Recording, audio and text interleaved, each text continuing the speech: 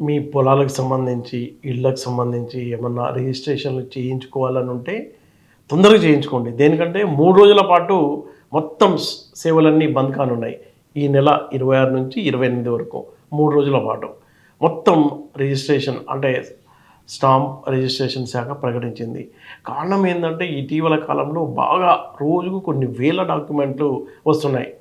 దాంతో ఏమైపోయింది ఓటీపీలో ఇబ్బందవుతుంది. తర్వాత ఈ అప్‌లోడింగ్‌లో సమస్యలొస్తున్నాయి. 5 ఏళ్లయిందంట సర్వర్‌ని అప్‌లోడ్ చేసి, ఆ టెక్నాలజీ అప్‌డేట్ చేసి. అందుకే ఈ సమస్యల్ని అధిగమించడానికి డిపార్ట్‌మెంట్ ఏం చేసిందంటే, మొత్తం టెక్నాలజీ మొత్తం మారుస్తూ దాన్ని కొత్త రూపు తీసుకురావాలని డెసిషన్ తీసుకున్నారు. దానికోసం రాష్ట్ర వ్యాప్తంగా తెలంగాణలో ఉన్న అన్ని రిజిస్ట్రేషన్ కార్యాలయాల్ని బంద్ చేసి టెక్నాలజీని అప్డేట్ చేస్తున్నారు. కాబట్టి 3 రోజుల పాటు ఎలాంటి సేవలు, ఆన్‌లైన్ సేవలు గానీ, ఇళ్ళ రిజిస్ట్రేషన్ గానీ, భూముల రిజిస్ట్రేషన్‌లు గానీ నిలిపివేస్తున్నట్టు ప్రకటించారు. అయితే సంవత్సరానికి రాష్ట్ర ప్రభుత్వానికి 20,000 కోట్ల రూపాయలు పైన ఈ శాఖ ద్వారా ఆదాయం వస్తుంది. అందుకే సెకండ్ రెవెన్యూ శాఖ అని చెప్పుకుంటారు. అయితే చాలా పాత టెక్నాలజీ నడుస్తుంది. అంత ఆదాయం వస్తున్నప్పటికీ చాలా పాత టెక్నాలజీ నడుస్తుంది. అందుకే డిపార్ట్మెంట్ ఏం చేసిందంటే మొత్తం వ్యవస్థని మార్చాలి, టెక్నాలజీని అప్‌గ్రేడ్ చేయాలి అని చెప్తున్నారు. అయితే ఈ టెక్నాలజీ అప్‌గ్రేడ్ చేసిన తర్వాత స్పష్టమైన మార్పులుంటాయి. ఎక్కడ సిస్టమ్ అంటే క్రాష్ అవ్వడం జరగదు. అలాగే అప్‌లోడింగ్ కూడా చాలా ఫాస్ట్‌గా జరుగుతుంది. ఇప్పటివరకు ఉన్న టెక్నికల్ సమస్యలన్నీ అధిగమించడానికి వీలవుతుందని అధికారులు హనుమంతు ఆర్‌జీ అనే ఇన్స్‌పెక్టర్ జనరల్ హనుమంతు చెప్పారు ఫెడరల్ తెలంగాణకి.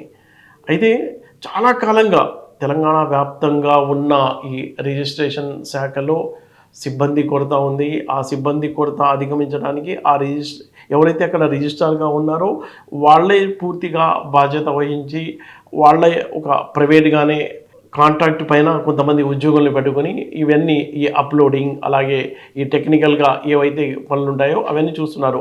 పర్మనెంట్ ఉద్యోగులు మాత్రమే దాని మీద ఫైనల్‌గా చెక్ చేయడం, సైన్ చేయడం లాంటిది ఉంటుంది. అక్కడ మనం చూసినట్లయితే ప్రతి రిజిస్ట్రేషన్ డిపార్ట్మెంట్‌లో 15, 20 మందికి అక్కడున్న ఆ రిజిస్ట్రారే ఈ ఔట్‌సోర్సింగ్ ఎంప్లాయీ లాగా తీసుకోవడం, వాళ్ళకు వేతనాలు పే చేయడం జరుగుతుంటుంది. దేనికంటే పని ఫాస్ట్‌గా జరగటానికి.